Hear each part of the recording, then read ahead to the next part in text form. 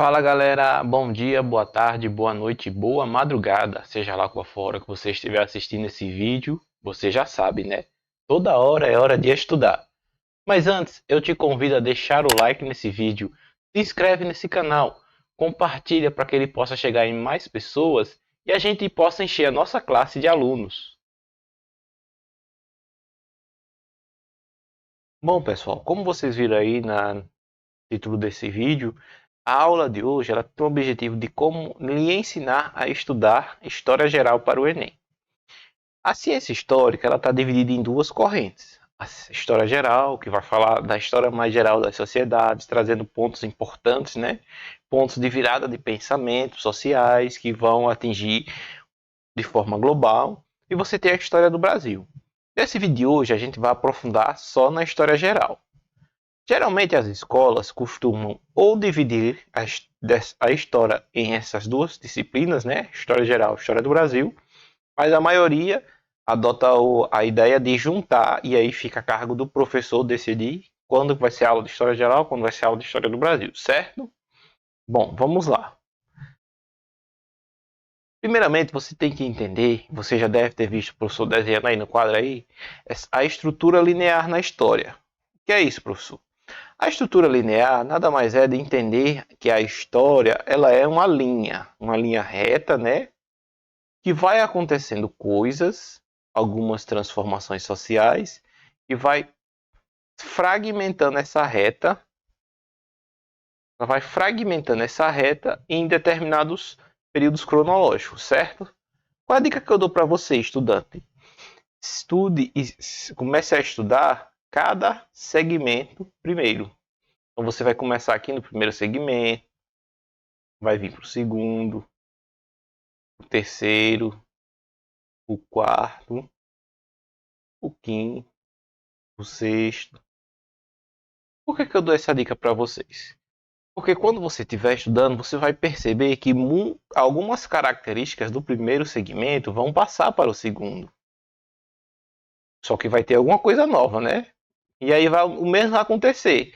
Algumas características do segundo segmento vão passar para o terceiro. A diferença é que vai ter alguma coisa nova, né? E assim sucessivamente. As características do terceiro passando para o quarto, certo? Então, o que eu quero dizer?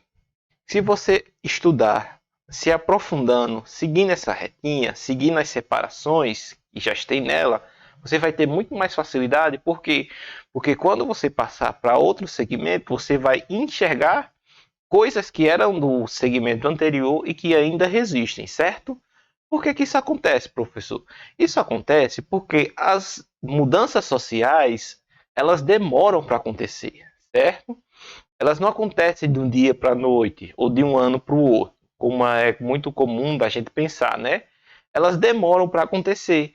E por isso que algumas coisas que estavam nessa estrutura passam para essa, entendeu? E ao longo do tempo elas vão sumindo, certo? Se você pegar essa ideia de entender que a história dessa forma linear e ir estudando cada segmento dela, se aprofundando, você vai ter muito mais facilidade para entender a história no geral, certo? Bom, é importante destacar aqui que essa forma de se enxergar a história, ela é muito baseada na ideia europeia, ocidental, de se entender a história da humanidade, certo? Existem outras sociedades que têm outras formas de se enxergar a história. Um grande exemplo disso são os maias. Os maias foram uma sociedade. Só apagar aqui, porque ficou ruim. Escrevi errado. Os maias, eles foram uma sociedade que viveram ali na Europa, na América Central, né, um pouquinho da América do Norte, América do Sul, né? Só que eles foram uma sociedade muito evoluídas, que deixaram conceitos científicos muito importantes aqui para a nossa sociedade atual, né? Eles eram construtores de obras assim muito grandes, né? Os maias também construíram pirâmides, além de outras obras, né? E deixaram a ciência, um estudo científico, matemático muito profundo aqui, como herança para a nossa sociedade atual, certo? Os maias, eles entendiam o tempo de forma cíclica. Ou seja, o tempo não é essa retinha bonitinha, não. O tempo é um ciclo. E um ciclo se encerra para outro começar. O ano de 2012 seria o ano onde isso iria acontecer. Era o fim de um ciclo para o início do outro. É por isso que, se você viveu o ano de 2012, ou se você quiser pesquisar sobre o ano de 2012, né, tem até o filme, né, 2012, ele é um ano que era entendido como o ano do apocalipse, o ano do fim dos tempos. Por quê? Porque, segundo o calendário dos maias, em 2012 ia ser o ano da mudança de ciclo. A gente ia terminar um ciclo para começar outro, né? É, isso, assim, não se concretizou, né? Estamos aqui até hoje, né? E isso não era uma forma de entender que o mundo ia se acabar nesse ano. Era só uma forma de entender que o ano de 2012 marcava uma transição. Outro fato muito importante é que existem sociedades que dão mais peso para o passado e para o futuro. Ou seja, o passado e o presente, né? Eles têm muito mais valor do que o futuro.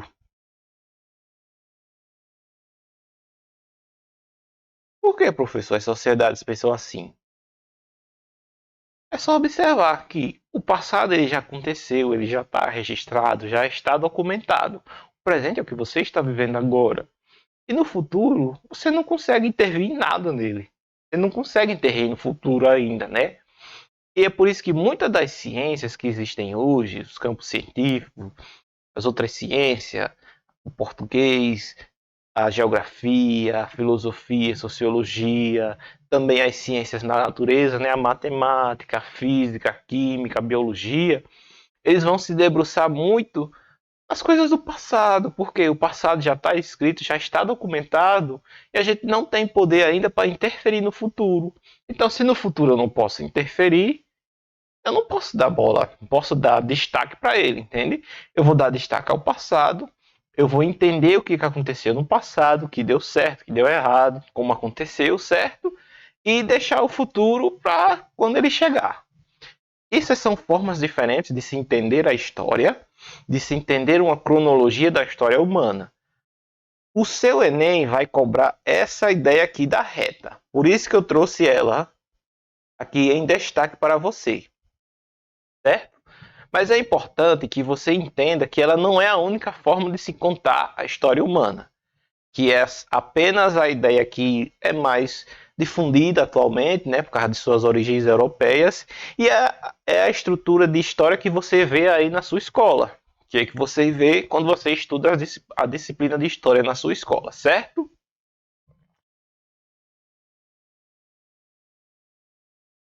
Bom, pessoal, agora que eu apresentei para você mais ou menos como se estrutura a história, eu trouxe aqui a linha do tempo da história geral.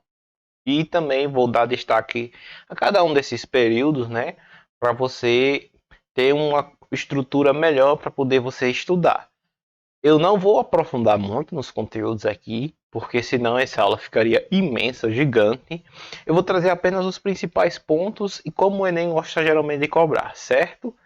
Bom, eu vou pedir licença para me retirar. Eu quero que vocês observem essa estrutura e anotem essa estrutura no caderno, certo? Para facilitar para os seus estudos. Primeiramente, a gente tem o período que a gente vai estudar um pouco, chamado pré-história. Esse é o primeiro segmento da nossa reta, lembra?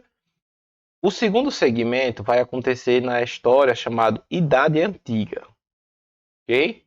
Esse é o nosso segundo segmento.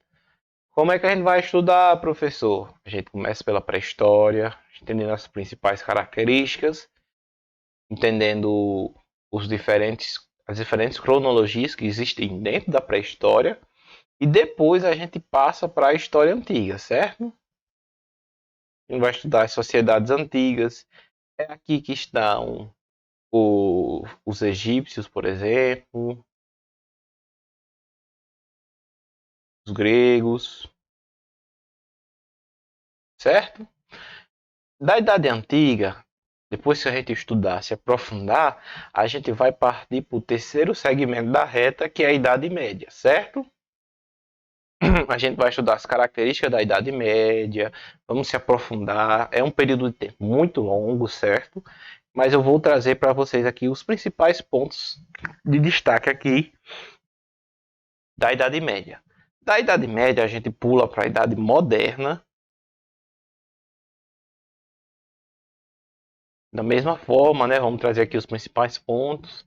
E a gente vai para aquilo que a gente considera o nosso tempo atual, que é a Idade Contemporânea, certo?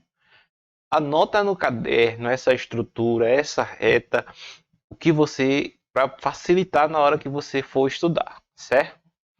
Vamos começar aqui falando um pouco sobre a pré-história. Vou voltar aqui a aparecer. Vamos lá. A pré-história ela é marcada, ela é entendida como o período antes da escrita, ou seja, antes do ser humano inventar a escrita e tudo que aconteceu antes dessa invenção é considerado como pré-história. Quais são as características do ser humano na pré-história? O ser humano ele é um ser caçador-coletador, ou seja, ele vive de caça e coleta, da caça de animais, né? Coleta de frutas da natureza. Por consequência, ele é entendido como nômade. Nômade é aquela pessoa que não tem morada fixa, que está sempre se mudando, ou seja, eles chegavam num local que tinha caça, que tinha frutos, que tinha tudo que eles precisavam para se manter, né? Eles ficavam ali, consumiam tudo que era possível, e aí quando aquele ambiente estava escasso, né, já não tinha mais tantos animais para caçar, já não tinha mais tantas frutas para comer, eles se mudavam para outro ambiente. Isso é um povo nômade. O povo nômade é aquele que está em constante mudança. E essa é uma característica muito forte do ser humano na pré-história. É na pré-história também que vai se começar a desenvolver as ideias de agricultura. A agricultura ela vai ser essencial para acabar com o nomadismo do ser humano. É a partir da agricultura que o homem deixa de ser nômade para ser sedentário.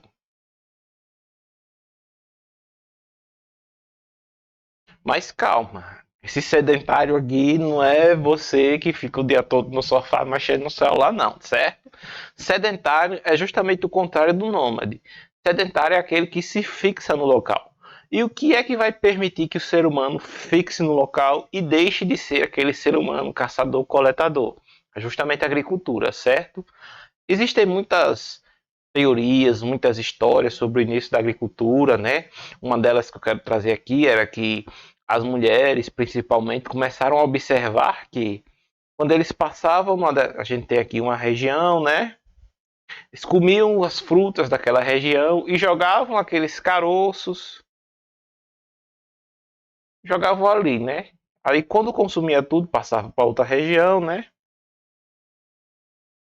E aí faziam a mesma coisa, consumiam as frutas, jogavam os caroços aqui, né? E aí, num determinado momento, eles acabavam voltando para essa primeira região e percebiam que aqueles caroços que eles jogaram em determinados locais viraram árvores, entendeu? E é por isso que com isso eles começaram a perceber que podia se manipular a natureza para plantar árvores onde eles quisessem, certo? É muito comum atribuir esse início da agricultura às mulheres, à figura da mulher, porque a mulher ela já tinha algumas sociedades, a mulher ela já tinha esse papel de cuidado, né? Principalmente quando elas engravidavam e estavam em períodos avançados da gestação, né?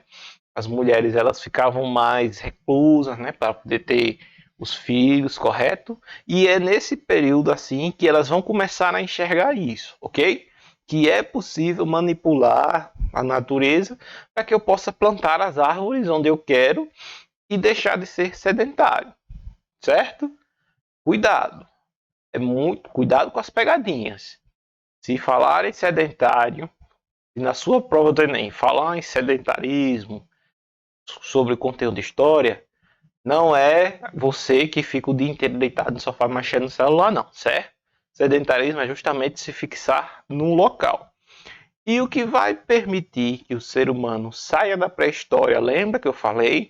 Existe uma característica que vai marcar o fim de um período para começar. Ou é justamente o período da escrita. A invenção, a descoberta da escrita. É quando o ser humano passa de registrar somente pela fala, ou seja, o registro, a comunicação, ela deixa de ser exclusiva pela fala, eu falo, vocês ouvem, e passa a ser de forma escrita. Qual é a diferença da forma falada para a forma escrita? Vamos lá. A forma escrita, ela perdura por muito mais tempo, porque eu escrevo no papel, por exemplo, e o que eu escrevi nesse papel, ele dura muito mais do que aquilo que eu falei em algum momento, certo? Outra coisa muito importante, a escrita ela é menos deturpada do que a fala, né? Se você já brincou de telefone mudo, se você já brincou disso, né? Você sabe muito bem, né? Eu digo uma coisa aqui e essa mensagem chega a outra totalmente diferente do fim da brincadeira. Ou seja, a oralidade, a fala, ela permite mais mudanças. Eu falo uma coisa e quando chega nas outras pessoas chega outra coisa, né? Como também não permite uma longa duração. Então você tem que manter, o ser humano tem que estar sempre mantendo aquela memória, aquela fala para que ela perdure. Diferente da escrita. Quando a gente começa a escrever, a gente vai começar a escrever no barro, né? E isso vai perdurar por mais tempo e a escrita, ela vai ter um grande fator importante na humanidade, que ela vai permitir que o ser humano comece a esquecer das coisas. Por quê? Porque está escrito, está registrado, certo? Bom, se vocês não assistiram, eu trouxe um vídeo aqui, as questões, os conteúdos que mais caem no Enem e as estruturas de questões no Enem, e eu peço para que você tenha atenção às pinturas rupestres, como eu trago um exemplo aqui, certo? Esse tipo de pintura, que é uma obra de arte, né? Eles eram feitos por esses povos pré-históricos, né? Que registravam nas cavernas ou em locais que geralmente não pegava chuva, né? Porque se registrasse no local que pegasse chuva, entendeu? E aí quando chovia lavava, né? É por isso que esse tipo de pintura a gente acha muito em cavernas.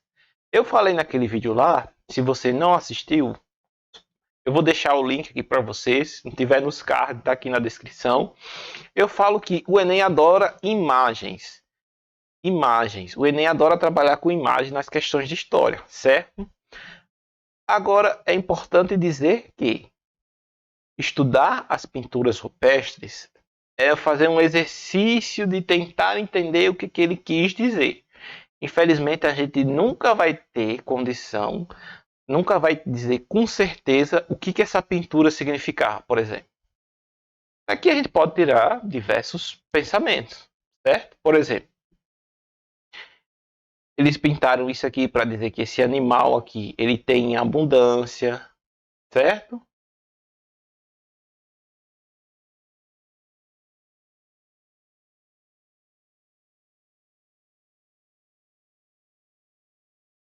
Ou você vê que ele pintou animais diferentes, aqui a gente tem um, aqui a gente tem outro, aqui a gente tem outro. Ele pode ter pintado isso aqui para dizer quais são os tipos de animais mais comuns, entende? Então, essa parte da história, ela fica mais solta. Por quê? Porque a gente não tem como afirmar com certeza o que eles queriam dizer com essas pinturas. Ou então, quando são alguns que são escritos, né, que são símbolos, a gente ainda não conseguiu decifrar o que eram esses símbolos. Vocês vão ter símbolos mais parecidos com seres humanos, entendeu? Então, símbolos mais parecidos com coisas divinas, certo?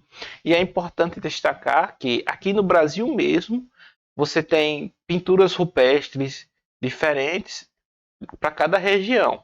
Você vai ter pinturas rupestres ali na região norte, na Amazônia, que vão trazer mais essa questão do ser humano, de retratar o ser humano, né? Aqui você, mais aqui para o Nordeste, você tem esse tipo de pintura aqui que retrata animais, mas também tem pintura que retrata ser humano, que retrata símbolos, certo? Então, se atente para isso. comece a estudar, comece a entender como o Enem gosta de cobrar em suas questões, porque isso vai facilitar. Eu trouxe aqui para vocês um exemplo de questão do Enem, né? Que é a questão 54, né? Que caiu no Enem 2020. Eu não vou responder ela agora, porque senão a gente vai perder muito tempo aqui. Mas eu digo assim que essas questões de pré-história elas caem muito pouco. Mas não é porque elas caem muito pouco que você vai deixar de estudar, na verdade. Você vai estudar tudo, tudo. Porque se cair, você vai se dar bem, né? Ó, que bom que eu estudei, certo? Mais uma vez, recomenda o vídeo que eu fiz sobre os principais assuntos que caem no Enem. E eu dou destaque lá e vou trazer de volta aqui. O professor não tem bola de cristal. A gente não consegue adivinhar o que vai cair no Enem desse ano. O professor observa as questões frequentes nos Enems anteriores e disso a gente tira uma base para entender quais os conteúdos que podem se repetir, que tem mais facilidade de se repetir esse ano, certo? Bom, pessoal, continuando, falaremos agora sobre a Idade Antiga. Na Idade Antiga, a gente tem, você já vai ter o desenvolvimento da escrita, né? Que é o que marca o fim da pré-história para o segundo segmento, né? Que é a Idade Antiga. E da Idade Antiga eu quero destacar essas sociedades que eu trouxe para vocês. Os egípcios, os gregos, espartanos, a Mesopotâmia e os fenícios. Por quê? Porque essas sociedades vão deixar contribuições históricas que a gente percebe nos dias atuais, certo? Os egípcios, famosas as pirâmides, né, que é uma das maravilhas do mundo, mas a gente também não pode se esquecer que o Egito era uma sociedade que tinha importante ciência e construções,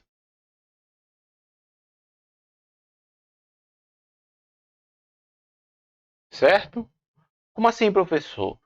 Vocês sabiam que os egípcios eles tinham formas de trazer água do rio Nilo para o centro urbano? Isso mais ou menos 3.000 anos antes de Cristo, mais ou menos nesse período. Então, isso é desenvolvimento científico, tecnológico, né? Que a gente vê nas formas das pirâmides, que muita gente tenta entender como foi que eles construíram, né? Não foi alien, gente, não caiam nesse tipo de coisa de que foi os alienígenas que fez, certo? Foram seres humanos que produziram isso. E o que deixa a ciência curiosa é saber como eles produziram essas pirâmides com uma estrutura tão sólida que está aí até hoje e como é que eles fizeram isso há tanto tempo atrás, certo? O que você vai pegar da sociedade egípcia? Principalmente a sua estrutura, né? O faraó, as suas divindades, né? Vou dizer logo uma coisa. Na Idade Antiga é muito comum a ideia do politeísmo, né? Todas essas sociedades aqui são politeístas, ou seja, elas acreditam em diversos deuses.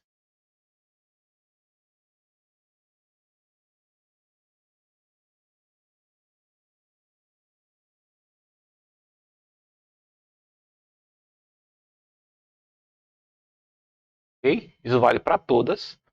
E os egípcios eles tinham os deuses próprios deles, né? O Amon, Ra, né? Vale a pena você se aprofundar, entender os hieroglifos, né? Que era a forma de escrita egípcia, né? Entender a escravidão que acontecia aqui na Idade Antiga, certo?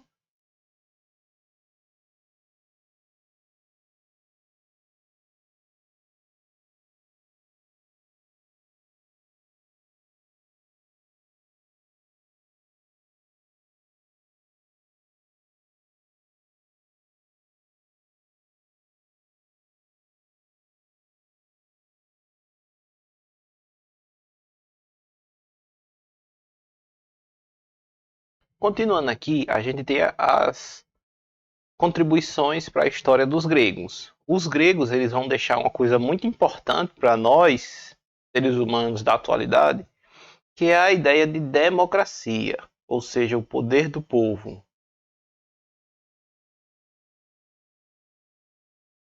Só que é importante destacar que a democracia grega não é a mesma democracia que a gente entende hoje, né? De liberdade de expressão, liberdade de credo, né? Não.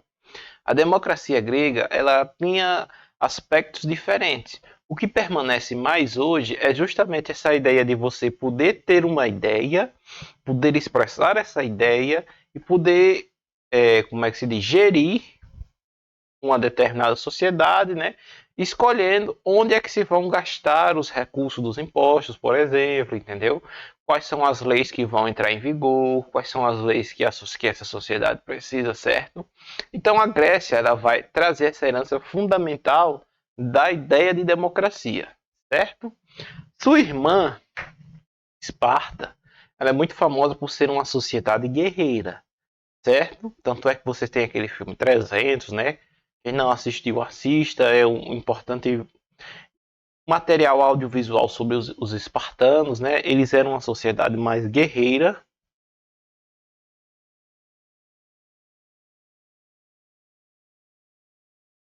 Mas eles também tinham essas ideias de filosofia, sociologia, inclusive a filosofia, com ideia de ciência, vai surgir nesse período, entende?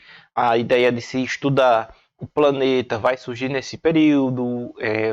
O, as pessoas começam a observar o mundo ao seu redor, as sociedades, entende? E começa a estudar aquilo, né? Isso vai surgir aqui nesse período, certo? Esparta era uma sociedade guerreira? Era. Tinha suas características que diferenciavam ela da Grécia? Tinha. Mas não esqueça que Esparta também tinha produção artística, que em Esparta também se tinha essa ideia da democracia. Mais uma vez relembrando, a democracia deles é diferente da democracia que a gente tem hoje, certo?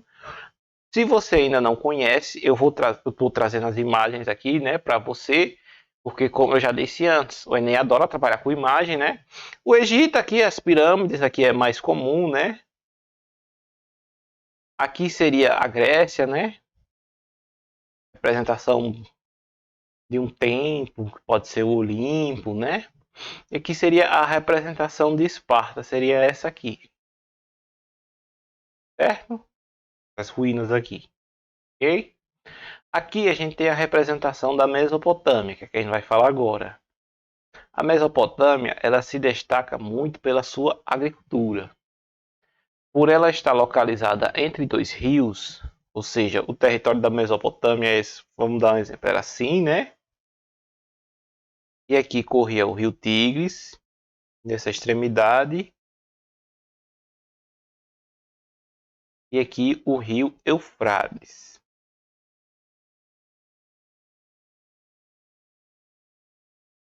Se vocês já estudaram geografia, né, e aí lembra um pouquinho da ligação entre as disciplinas, né, que também é uma coisa que o Enem adora, tá lá no vídeo lá que vocês vão entender. Quando o rio enche, ele alaga, né, as terras ali ao redor dele, porém quando ele volta ao seu tamanho natural, ele deixa terras muito férteis ali para plantação, certo? E é nisso que a Mesopotâmia vai se destacar. Eles vão ser grandes produtores de alimentos, né? Não é à toa que muita gente vai entender até que a Mesopotâmia era o jardim do Éden aqui na Terra. Justamente por ser uma terra muito rica, muito fértil, né? Isso permitiu que eles desenvolvessem umas sociedades complexas, né? Que tinha hierarquias sociais complexas, entende? Tem o famoso Código de Hammurabi, né, que é a primeira legislação escrita, né? Isso tudo a gente vai entender que aconteceu ali na Mesopotâmia e que ela tinha grande influência nesse período da história chamado Idade Antiga. E por último, a gente tem os fenícios, né, que é representado aqui, ó. O mar representa muito os fenícios. Por quê? Porque diferente da Mesopotâmia, os fenícios eles não tinham terras tão férteis assim para plantar, então eles viram no mar, nos oceanos, a oportunidade de expandir sua sociedade, certo? De conseguir riquezas. Por quê? Porque justamente as terras deles não eram tão férteis. E é por isso que os fenícios eles vão ser sociedades que vão fazer muitos comércios, entendeu? O nosso português, a língua que a gente fala hoje, ela é uma língua que tem a base nos fenícios, certo? É a sua principal contribuição, mas além da língua, a sua principal contribuição também é para a navegação. Eles é quem vão começar a descobrir as primeiras rotas de navegação, certo? Os primeiros estudos sobre localização, né? Como chegar em determinado local, entendeu? Quais mares a gente deve passar em determinado tempo, quais a gente deve evitar, certo? Isso a gente deve muito aos fenícios. Eles eram uma sociedade muito voltada para o mar, muito navegante, certo? Outra coisa muito importante que você vai anotar aí sobre a Idade Antiga, além deles serem politeístas, né, acreditarem em diversos deuses, todas essas sociedades elas também eram escravistas. Ou seja, a base social delas todas era a escravidão. Agora eu costumo chamar a atenção dos meus alunos para um fato. A escravidão aqui é diferente da escravidão que a gente vai ver lá na frente, que é a escravidão que vai acontecer no Brasil, por exemplo. A escravidão que ocorre no Brasil, lá pelo século XVIII, XVI, XVII, XVIII, ele é uma escravidão mais voltada para a questão da raça, certo? Aqui a escravidão ela não está ligada a essa ideia de raça, de ter uma raça que tem que ser escravizada, uma raça que é escrava, certo? Aqui a ideia principal é se você for um prisioneiro de guerra, se sua sociedade, se sua civilização ela for invadida e você sobreviver, muito provavelmente você vai ser um escravo. E como escravo, você vai ter que fazer os serviços mais pesados, né? Você não tem liberdade, certo? Então, afastem da ideia quando tiver, se a prova estiver falando sobre a Idade Antiga e sobre a escravidão, afaste da cabeça aquela ideia da escravidão baseada na raça, como aconteceu aqui no Brasil, a escravidão dos negros, certo? Aqui a escravidão é mais voltada para se você é um prisioneiro de guerra, você vai virar escravo. E independente da cor da sua pele, da cor dos seus olhos, isso aí independente, certo? Anote essas duas dicas importantes aqui para vocês. E as sociedades antigas, essas principais aqui que eu trouxe para vocês, elas eram politeístas e escravistas, certo? Bom, continuando aqui, agora a gente vai falar um pouco sobre a Idade Média. A Idade Média é um período muito longo na história da humanidade, né? Que mais de 1000 anos, né? E qual é o grande destaque? O que faz a sociedade ter essa transição, deixar de um segmento para o outro? Lembra que eu falei que lá na Idade Antiga aquelas sociedades eram todas politeístas? No finzinho ali daquele período vai surgir a ideia da religião do cristianismo e ele vai se espalhar por muitas sociedades, né? E qual é a grande característica do cristianismo? É justamente o monoteísmo.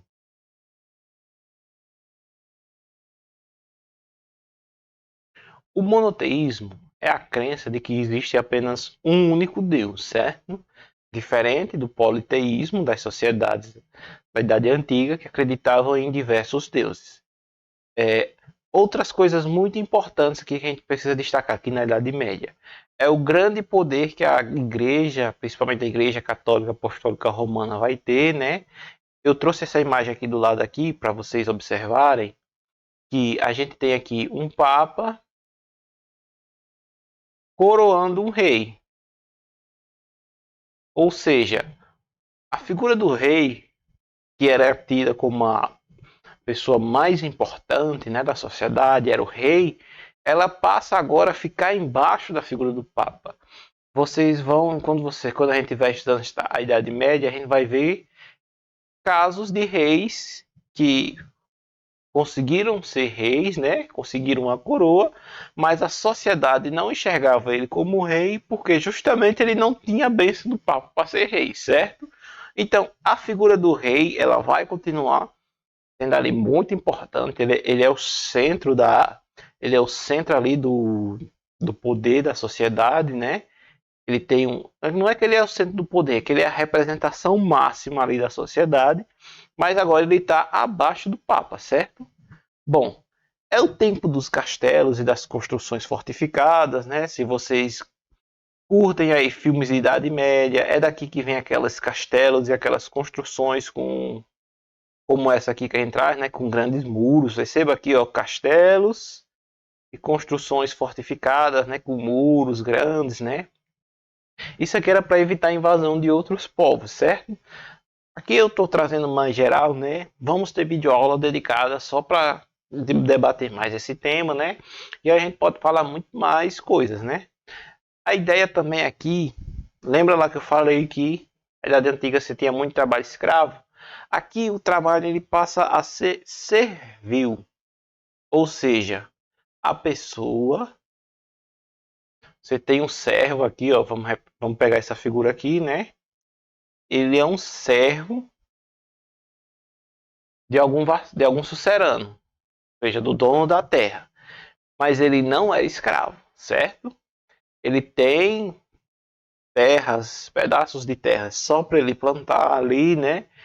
E o que ele planta dali, uma parte fica para a igreja, outra parte fica para o dono das terras e uma parte fica com ele, certo? O escravo ele nunca vai ter essa possibilidade. Tudo que o escravo produzir é de alguém, certo? Diferente do servo. O servo, ele tem ali alguma parte ali do que ele produz, fica com ele. Mas, mais uma vez falando, isso aqui é mais superficial, é para te dar um norte mais no que você deve estudar, certo? Por quê? Porque o Enem adora cobrar essas questões sociais, né? Quem está no topo, quem está embaixo, quais são os privilégios de quem está no topo, né? Como era a vida de quem estava embaixo, certo? Outra questão muito importante da Idade Média é a questão da peste negra, né? Aquela doença que matou um terço da sociedade europeia, né? É muito importante trazê-la aqui, porque ela vai aprofundar ainda mais essa questão da ideia de fim do mundo, né? Aí tá vendo aí o fim do mundo, é o fim do mundo, entende? Que por ser uma sociedade que não tinham as ferramentas científicas para entender que a peste negra é causada por uma bactéria, entendeu? Um pouco daquilo que a gente viveu aqui na pandemia de Covid. A diferença é que agora a gente tinha informação, né? As pessoas, um grupo de pessoas, né? Algumas pessoas não queriam acreditar nessa informação, preferiam entender que era o fim do mundo, né? Que era Deus mandando o fim do mundo e essas coisas, né? O mesmo aconteceu aqui na peste negra, certo? Bom, é importante comentar, que nem eu falei para vocês, né? Que o poder aqui está desfragmentado. Como assim, professor? Explica melhor aí para mim essa ideia de poder desfragmentado. Como eu falei para vocês, o rei, ele era a figura mais importante, né? Da sociedade. E abaixo dele ia vir nas outras classes, né? No caso aqui da Idade Média, a gente tem os nobres. Vou botar junto aqui clero, né? Que era a igreja, né? E abaixo deles a gente vai ter os servos. Então o rei ele era a figura principal. Então ele era o centro do poder. Só que aqui na idade, isso acontecia muito na Idade Antiga, certo? Por exemplo, a figura do faraó. O faraó ele era entendido como o Deus vivo aqui na Terra. Então tudo que ele falava era a lei. E se desobedecer o faraó, era a mesma coisa que desobedecer os deuses, certo? Aqui a gente tem uma coisa muito mais parecida também. O rei ele também vai ter esses poderes muito associados, a sua figura muito associada ao divino, né? Ser a representação de Deus na Terra. Por isso que a gente não pode duvidar, não pode questionar o rei, porque questionar o rei é estar questionando Deus, certo? E aí o que, é que eu falo para vocês? Na Idade Média, esse poder vai estar desfragmentado. Lembra que eu falei aqui dos castelos e das construções fortificadas? Aqui você não vai ter uma coisa unida. Vamos supor que isso aqui era um país. Isso aqui era um país que estava sob o governo de um rei. Na Idade Média vai começar a se fragmentar em diversas pequenas cidades e estados, né? E cada uma dessas vai ter as suas próprias regras, suas próprias leis, suas próprias formas de conduta, certo? Não necessariamente precisando obedecer ao rei. Entende? Então o poder está desfragmentado. A figura do rei existe? Existe. A figura do rei ela existe, ela é presente, certo? Só que na prática o rei não tinha todos os poderes como ele tinha antes, certo? O poder estava desfragmentado na mão de diversos suceranos e vassalos, né? Donos de terra e tudo mais, né? E isso vai mudar na próxima temporalidade que a gente vai ver em seguida. Continuando aqui a nossa aula, vamos falar agora um pouco sobre a Idade Moderna, certo? É a Idade do Renascimento, ou seja, na Idade Média, lembra que eu falei na Idade Média, a Igreja ela tinha um poder muito grande. Aqui na Idade Moderna, esse poder começa a ser questionado, ou seja, o poder da Igreja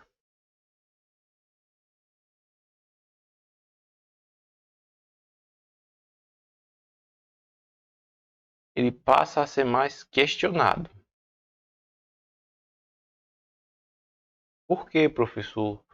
Porque o ser humano começou a entender que não é Deus que move as coisas, e sim a razão, a ciência.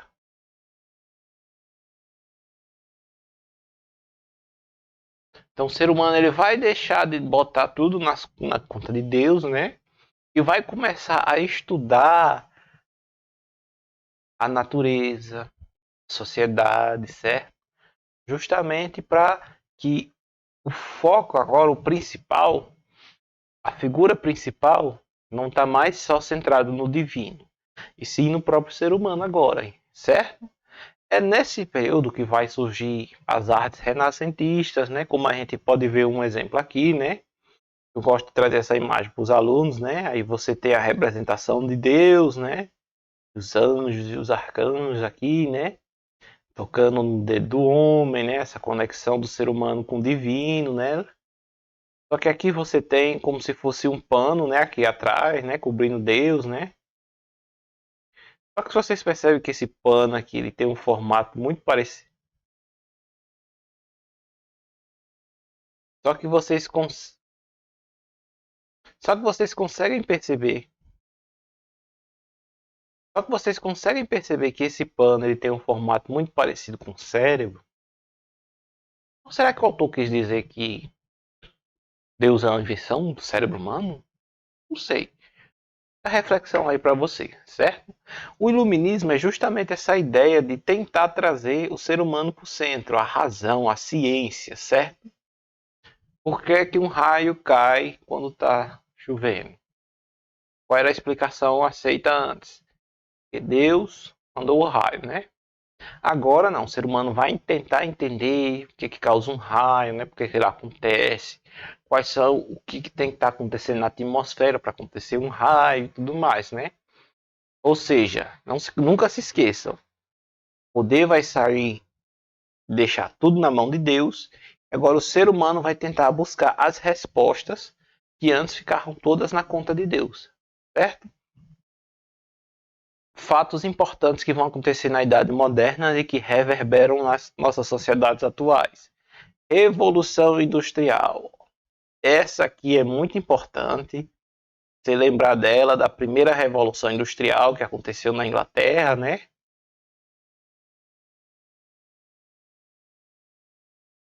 Na Inglaterra. Por que é muito importante a Revolução Industrial? Porque se você está me assistindo agora no celular, no computador, seja lá onde for que você estiver me assistindo, é graças a essa Revolução Industrial. Por quê? Porque o ser humano deixou de conviver com o tempo da natureza e agora ele convive com o tempo das máquinas, certo? Lembra que eu falei lá que na pré-história a questão da agricultura permitiu que o homem ficasse sedentário? Então, durante muitos anos, as sociedades elas viviam ao entorno da agricultura, certo? É na Idade Moderna que se o ser humano ele começa a se organizar em torno das fábricas. Como é o exemplo que eu trago aqui para vocês, certo? As fábricas vão começar a tomar as paisagens e cada vez mais o ser humano vai deixar o meio rural para se estabelecer no meio urbano, certo? É graças também a essa revolução industrial que a gente tem muitas tecnologias que a gente usa hoje, né?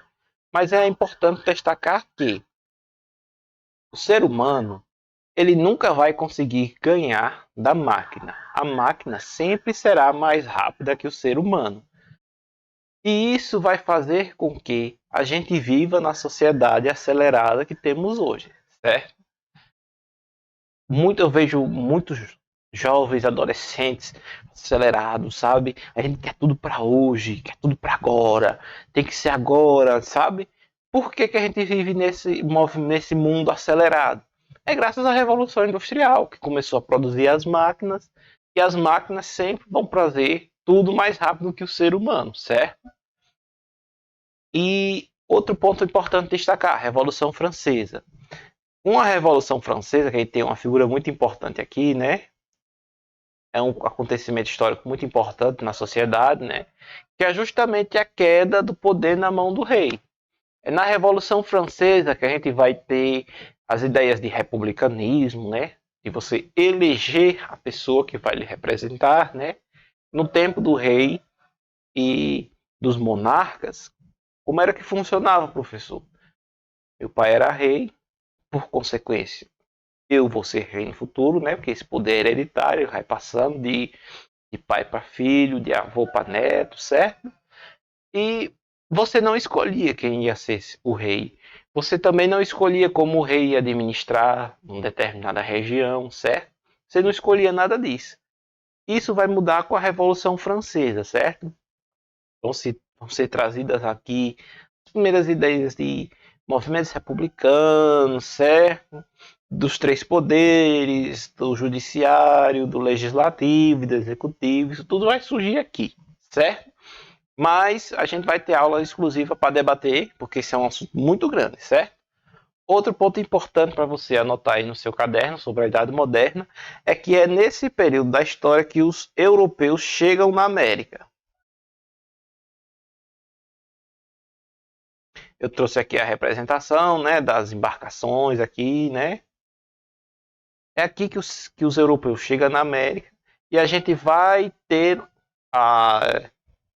as complicações desse fator, certo? É muito comum você começar a estudar a história do Brasil por aqui, que é quando os portugueses chegam aqui, certo? Tá errado, professor? Não tá errado, mas você tem que entender que aqui já existiam sociedades, aqui já existiam povos que tinham sua história de contar, sua forma de contar o tempo, sua forma de educação, suas ciências, suas religiões, certo? Então, desmistifique um pouco essa história de que a história do Brasil começa com os portugueses, certo? Vamos ter aula exclusiva sobre isso, mas é importante destacar que o europeu ele começa a chegar na América e esse fato do europeu chegar na América que vai fazer com que a Europa desponte como o continente mais rico, mais poderoso e mais influente, certo? Bom, pessoal, para finalizar aqui a nossa linha do tempo, né? A gente vai ter a idade contemporânea, né? Que chega aos nossos tempos atuais, né? O que é importante destacar dela é que a idade contemporânea ela vai marcar os fins, principalmente na Europa, das monarquias absolutistas, né?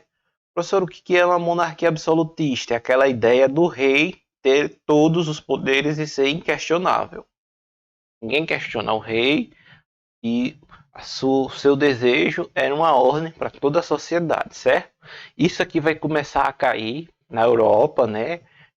Por que, que eu dei destaque aqui para na Europa? Porque essa ideia de rei absolutista ela não acabou, ela existe até hoje. Hoje você tem sociedades onde você tem uma pessoa ali que vai fazer o papel desse rei antigamente, certo? De todas as pessoas se voltarem seus desejos, né? E que as atitudes que ele toma não são questionadas, né? Um exemplo disso são as ditaduras que a gente tem nos nossos tempos atuais, né? É um grande exemplo de um monarca absolutista, ou seja, ele está lá no poder e o desejo dele tem que ser obedecido, né?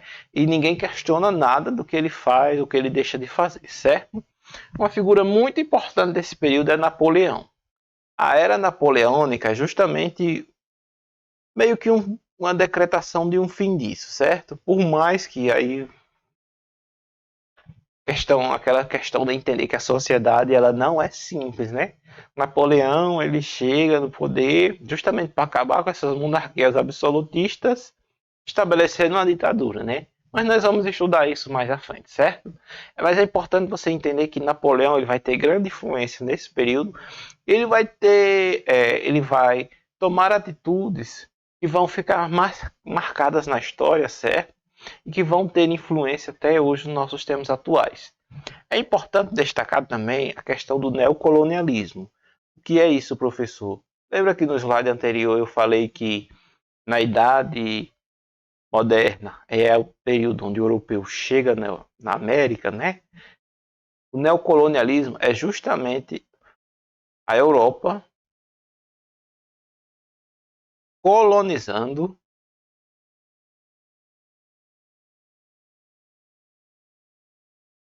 as sociedades africanas.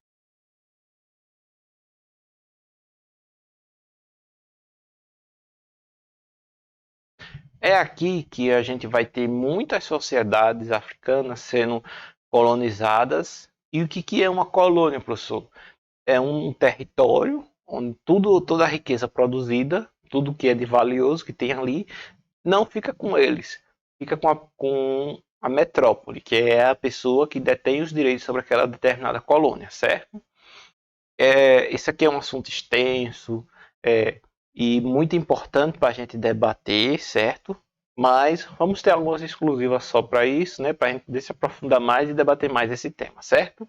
O importante é você saber que é nesse período aqui que a Europa ela vai começar a colonizar os países da África, certo? Aquelas sociedades que ali viviam, vai mudar toda a estrutura geográfica e geopolítica da África, né? É muito comum, infelizmente eu não trouxe, né? Mas é muito comum a charge, né, de os países europeus dividirem a Europa como se fosse um bolo, certo? Vai ser mais ou menos isso que vai acontecer, né? Cada um pegando sua fatia, certo? E justamente por causa desses problemas que vêm com o neocolonialismo, né? Cada um querendo pegar um pedaço maior do bolo, é que vai acontecer a Primeira Guerra Mundial.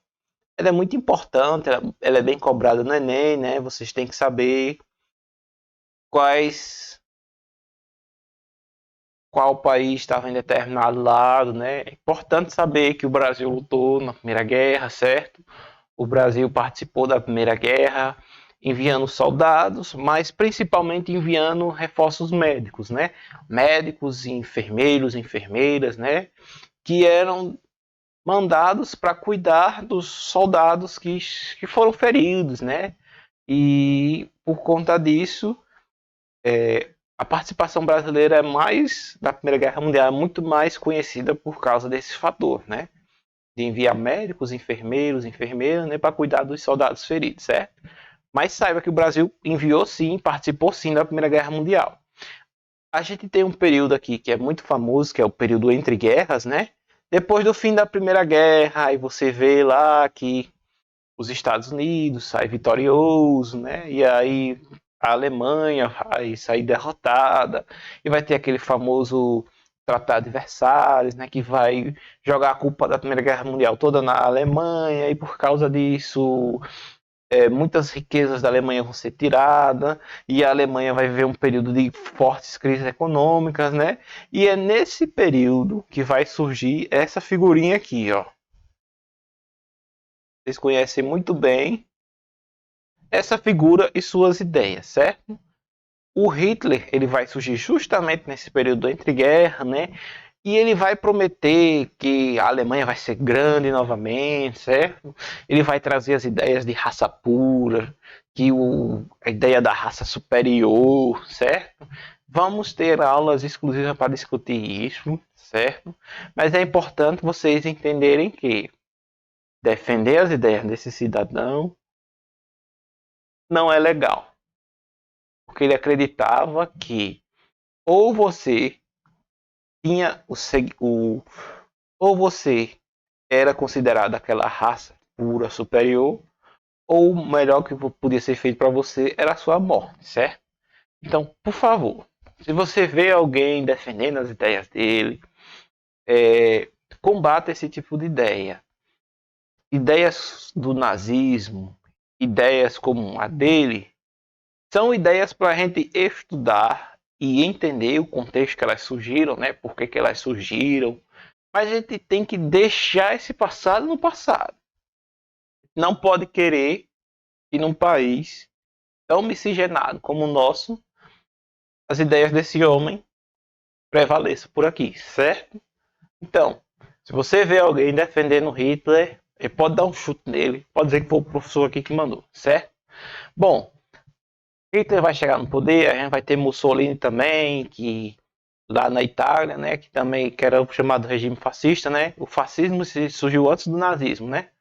Mas o nazismo ele é muito mais famoso, muito mais conhecido por determinadas questões, né? Mas aí a gente também vai estudar esses regimes totalitaristas que a gente chama, né? Mas o importante é que a ascensão de Hitler, a ascensão de Mussolini, e vai fazer com que ocorra a Segunda Guerra Mundial, não é verdade? E aí você vai ter mais um conflito armado de grandes proporções, certo? O Brasil também participa dessa Segunda Guerra Mundial, né? Quem estava no poder no Brasil nesse tempo era o Vargas, né? E o Vargas vai mandar os soldados para lutar na Segunda Guerra Mundial, isso ficar conhecido como os pracinhas, né? Tudo mais. Vamos ter aula só para estudar esse tema, né? E uma coisa que reverbera até os termos atuais, né? Que vai acontecer principalmente após a Segunda Guerra Mundial é a Guerra Fria. Guerra Fria, né? Aquela ideia de disputa que a gente vê aqui, ó, capitalismo contra o comunismo, né? Os Estados Unidos contra a União Soviética, certo? Que são ideias que perduram até hoje, né? Você vê aí muitas pessoas que é contra o capitalismo, muitas pessoas que é contra o socialismo, né? Você vê pessoas que são contra o socialismo, mas nunca entendeu de fato o que é esse socialismo, certo? E esses são os pontos de destaque da idade contemporânea, né? Para você estudar, se aprofundar. Vou repetir mais uma vez aquilo que eu falei. Aproveita da reta e vai estudando aos pouquinhos ali, cada uma, porque muitas coisas que eram de um determinado segmento, ela acaba passando, certo? E isso vai fazer com que você entenda mais a forma como o Enem adora cobrar a perspectiva histórica humana, como são as questões, certo? Por que isso facilita para você? E quando você bate o olho e vê, por exemplo, a figura do Napoleão, você já sabe qual o período que ele existiu, certo? Qual foi o tempo que ele imperou, certo? Quais eram as características gerais daqueles tempos, certo? O que estava acontecendo no mundo naquele tempo? Isso lhe ajuda muito a entender e responder as questões do Enem com facilidade, certo? Espero que vocês tenham curtido essa aula e aproveitado essas super dicas que eu passei para vocês. Mais uma vez, eu te convido a se inscrever nesse canal, deixe seu like e compartilhe ele para que ele possa chegar em mais pessoas e a gente possa encher a nossa classe de alunos. Muito obrigado!